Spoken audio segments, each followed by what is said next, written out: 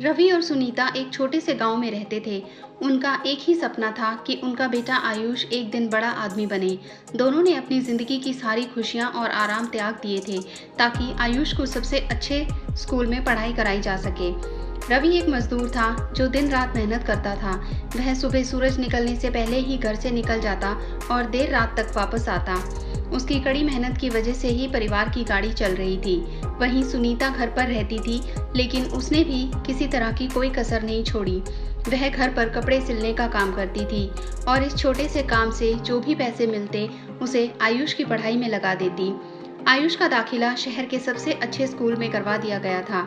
उस स्कूल की फीस बहुत ज़्यादा थी, लेकिन रवि और सुनीता ने हर मुश्किल को झेलते हुए फीस का इंतज़ाम किया।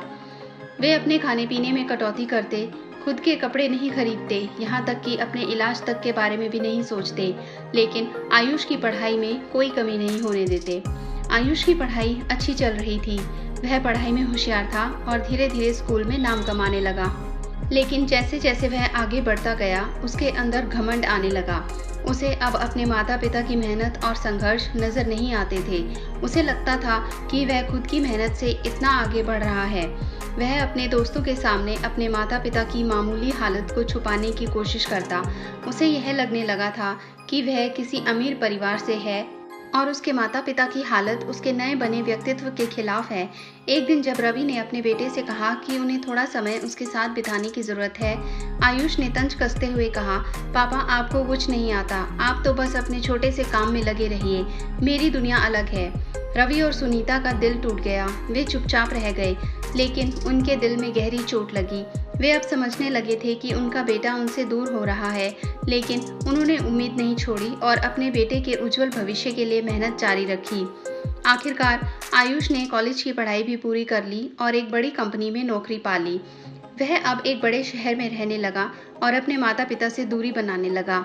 उसने कभी कभार ही फ़ोन किया और जब भी बात हुई उसने अपने माता पिता को कोई महत्व नहीं दिया। लेकिन फिर एक दिन आयुष के जीवन में एक बड़ी घटना घटी।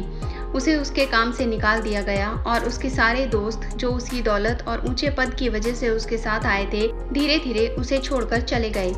वह एकदम अकेला हो गया। वह अपने माता पिता के पास लौटने का सोचने लगा, लेकिन उसे संकोच हो रहा था कि क्या वह उसे अपनाएंगे। वह किसी तरह हिम्मत करके अपने गांव लौट आया। उसके माता पिता ने उसे देखते ही गले लगा लिया। आयुष की आंखों में आंसू थे। उसने पहली बार अपने माता पिता की मेहनत, संघर्ष और उनके प्यार को समझा। उसने उनसे माफ़ी मांगी और कहा, मैं कितना गुमराह हो गया था। आप दोनों ने मेरे लिए जो कुछ भी किया, मैं उसे समझ नहीं पाया। रवि और सुनीता ने उसके सिर पर हाथ फेरते हुए कहा, बेटा हमें तुमसे कोई शिकायत नहीं। हम जानते हैं कि यह दुनिया कितनी कठोर हो सकती है, लेकिन याद रखना, सच्ची दौलत इंसान के रिश्तों में होती है, ना कि उसके पैसे और पद में। आयुष ने अपने माता पिता के साथ गांव में रहकर एक नया जीवन शुरू किया। उसने अपने घमंड को छोड़ दिया और अपने माता पिता की मेहनत की कद्र करना सीखा। अब वह अपने माता पिता के साथ मिलकर नए सपने बुनने लगा, लेकिन इस बार उन सपनों में केवल पैसा और पद नहीं, बल्कि प्यार और सम्मान भी शामिल था। इस कहानी का सार यह है कि असली दौलत और सच्चा सम्मान इंसान के रिश्तों और उसके मूल्यों में छुपा होता है। चाहे आप कितने भी बड़े बन जाएं, अपने माता पिता और उनकी मेहनत को कभी ना भूलें। वे ही आपकी असली ताकत और दौलत हैं। दोस्तों, कहानी पसंद आई हो तो वीडियो को लाइक करें और चैनल पर नए हैं तो प्लीज़ चैनल को सब्सक्राइब करें। धन्यवाद।